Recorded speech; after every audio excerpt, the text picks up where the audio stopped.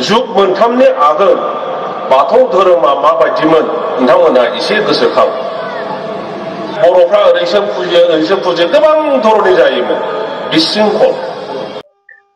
मानगोनां रायजो राजा लोगो नोंथांमोन, बे समाव नोंथांमोनखौ आंनि चेनेलाव फिन खनसे बरायनानै लाबाय। मानोना 2020 मायथाइनि 27 जानुवारियाव गोजोन गोरोबथा जादोंमोन। गोजोन गोरोबथानि सिगां जोंनि बर'फोरनि मोखाङाव मिनिनाय रंजानाय बेफोर टटेलि गैलामोन। मोखांफोरा अरहे अरहा जाजोब्बायमोन। हनै बैथिं पुलिस फैदों, हनै बैथिं गावथारहैदों, हनै बैथिं सोरखौबा हमना लांदों। बेबायदि महर मोखांफोरा गोसोम जोमै दाखाफोरबायदि जाजोबदोंमोन। मानगोनां खाम्फा सारा, खाम्फा बरगयारि सारा जोबोद बेसेन गोसा बिबुंथि होदों। नोंथांमोना बे बिबुंथिखौ खोनासंनानै लानाया जोबोद गोनांथार। आरो बिथाङा माखासे धोरोमनि बाथ्रा बुंदों। गोदोआव जोंनि धोरोमफोरा माबायदिमोन, दा बेसेबां सोलायखो, दा बेफोरनि सायाव गुवारै बिथाङा खेंफोरथि होदों।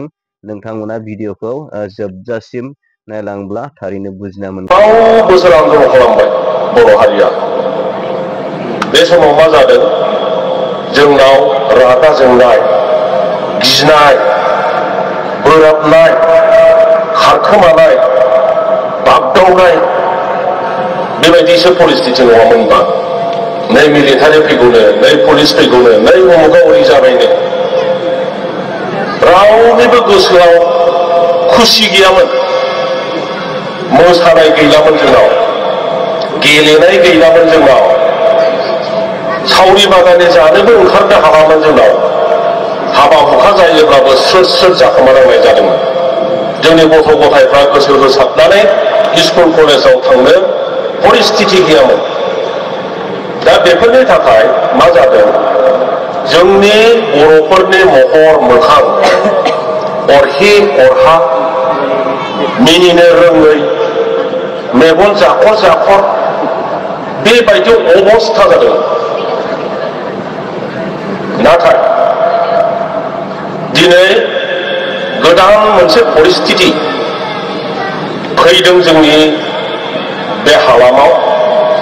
आरो बे समाव बेखायनो जोङो बर' हारिया, जों जे बुङो मोनसे गिदिर हारि, बर' हारि गिदिर हारि, गेरेमसा हारि दानायनि जि जोंनि साननाय, बे साननायखौ जाफुंहोनो थाखाय धोरोमनिफ्राय लानानै शिक्षा, अर्थनीति, जोंनि साननाय हनाय, जोंनि गेलेनाय, मोसानाय, खननाय, दामनाय देनाय समग्र फिल्डआवनो दिनै मोनसे दाफुंनायनि खामानि सोलिबाय थादों। 30 बोसोर आगोल 10 बोसोरखौ मोनसे जुग होननानै बुङो। जुग मोनथामनि आगोल बाथौ धोरोमा माबायदिमोन नोंथांमोना एसे गोसोखां। जोंनाव मन्दिर गैयामोन। गोबां खोथा दान्थे दुन्थे जालायोमोन। फारौसो हाथारनांगौ, दाउसासो हाथारनांगौ, बोरमासो दाननांगौ, अमासो दाननांगौ, मन्दिर लुनो बेबायदि गैया, बर'फ्रा ओरैसो फुजियो गोबां धरनि जायोमोन बिशृंखल। नाथाय दिनै बे बाथौ धोरोमा बबे पर्यायसिम सफैखो जोंनि मेगनावनो, नङा होमबा?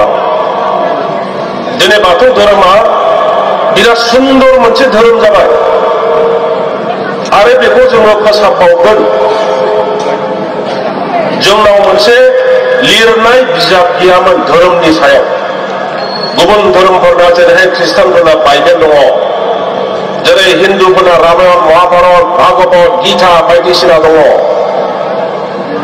जों दा बाथौफोरनाव बे रोखोम लिरनाय लेखा गैयैलाय जोंनि आलासिया फैबाय हनै धनन्जय बसुमतारी इएम, बयबो खेबसे आफा खबनानै होयो। बे लिरनाय गैयैनि खारनाव जोंनि चिराङाव फुजिनाया आलादा, हौरै दुधनैथिं फुजिनाया आलादा, बबेबा उदालगुरिना आलादा बेबायदि जायोमोन। नाथाय दिनै जोंनि गेजेराव जोबोद गियानि सानसुमैफोर फैबाय।